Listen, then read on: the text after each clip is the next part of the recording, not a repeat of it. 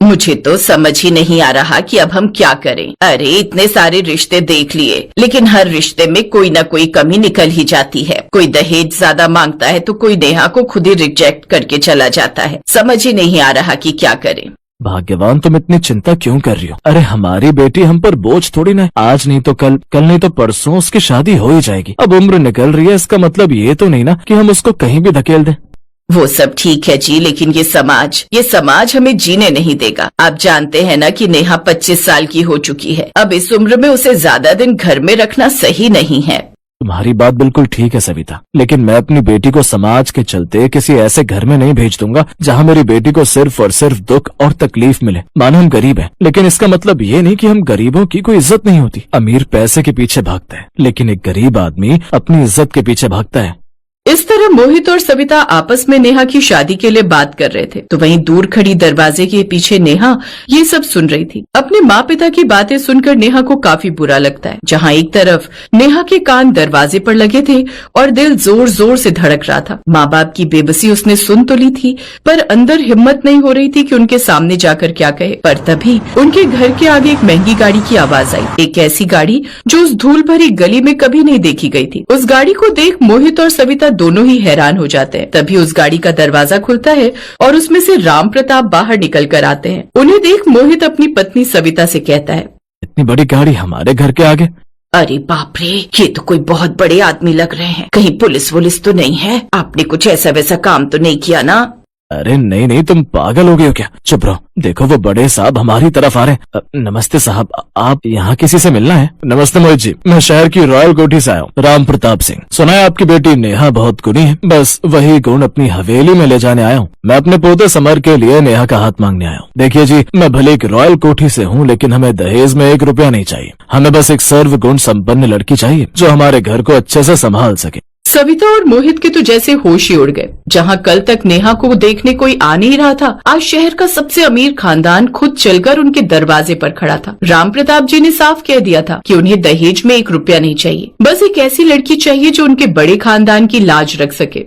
जी, ये तो हमारे लिए बहुत अच्छी बात है कि एक अमीर घराने से हमारी बेटी का रिश्ता आया है, और तो और उन्हें दहेज में 1 रुपया नहीं चाहिए। देखिए मोहित जी, हमारे यहाँ 36 नौकर हैं। घर इतना बड़ा है कि संभालते संभालते थक जाए इंसान। मुझे बस एक ऐसी बहू चाहिए जो उस घर को रौनक दे सके। राम प्रताप की बात सुनकर मोहित और सविता बहुत खुश हो जाते हैं। तो वहीं नेहा भी इस रिश्ते से बेहद खुश थी, क्योंकि अब तक जो नेहा अपने माता पिता की बेबसी देख रही थी, वो अब चुटकियों में गायब होने वाली थी। समय गुजरता है और आने वाले कुछ ही दिनों में नेहा की शादी समर नाम के एक लड़के से हो जाती है। नेहा विदा होकर उस आलीशान कोठी में पहुँच गयी। शुरू के कुछ दिन तो उसे लगा कि वो किसी जन्नत में आ गई है। सोने की चूड़ियाँ, रेशमी साड़ियाँ और हर काम के लिए नौकर। पर धीरे धीरे उसे एहसास होने लगा कि ये 36 नौकर सिर्फ शान के लिए नहीं थे, बल्कि एक अजीब से दबाव का हिस्सा थे। ऐसे ही एक रात नेहा और समर अपने कमरे में होते हैं। तभी नेहा अपने पति से सवाल करती है, समर, मुझे यहाँ बड़ा अजीब लगता है। मैं सुबह अपनी चाय खुद बनाना चाहती हूँ, पर रसोईया हाथ जोड़कर खड़ा हो जाता है। कहता है, छोटी मालकिन, अगर आप काम करेंगी तो बड़े साहब मेरी नौकरी छीन लेंगे। ये कैसा घर है जहाँ अपनी मर्जी से पानी पीना भी गुनाह है?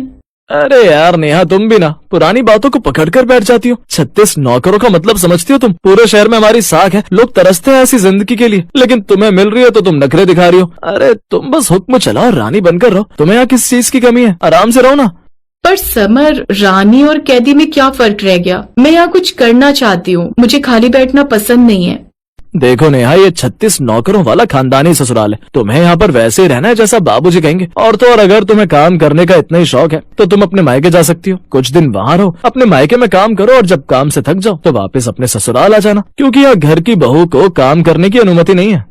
समर की ऐसी बातें सुनकर नेहा कुछ नहीं कहती और चुपचाप समर के बगल में सो जाती है। समय गुजरता है और गुजरते समय के साथ नेहा ने गौर किया कि उन 36 नौकरों की हालत बहुत खराब थी। राम प्रताप जी का मिजाज बहुत सख्त था। अगर कोई नौकर बीमार भी होता तो उसे छुट्टी नहीं मिलती थी। एक दिन नेहा तुरंत माली के पास जाती है और बाकी के नौकरों को आवाज लगाते हुए कहती है, अरे बाबा, आप ठीक तो हैं? कोई पानी लाओ जल्दी। रामू, श्यामू, कहाँ हो सब?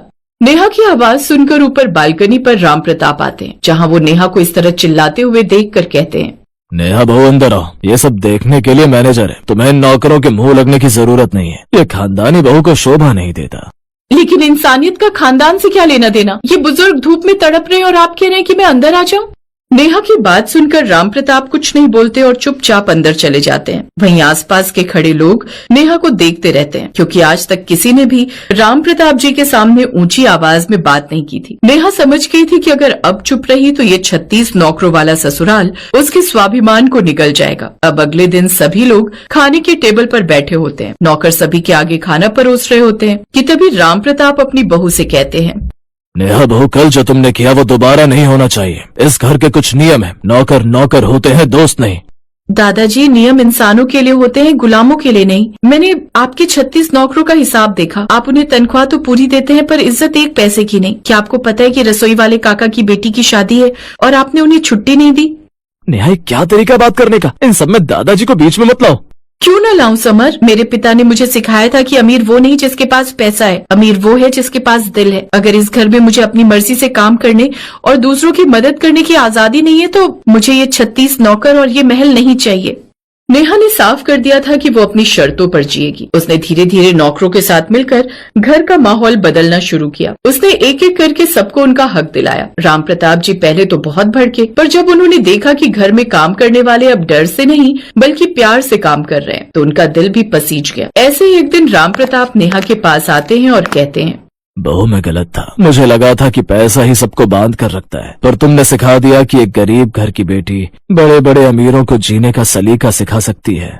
राम प्रताप का ये बदला हुआ रूप देखकर नेहा को बहुत खुशी मिलती है और वो राम प्रताप का आशीर्वाद लेकर अपने कमरे में चली जाती है। अब नेहा ने साबित कर दिया कि वो सिर्फ एक गरीब की बेटी नहीं थी, बल्कि एक ऐसी ताकत थी जिसने एक सूखे पड़े खानदान में फिर से जान फूंक दी। अब वो 36 नौकर नहीं बल्कि 36 परिवार थे जो नेहा को अपनी सगी बेटी की तरह मानते।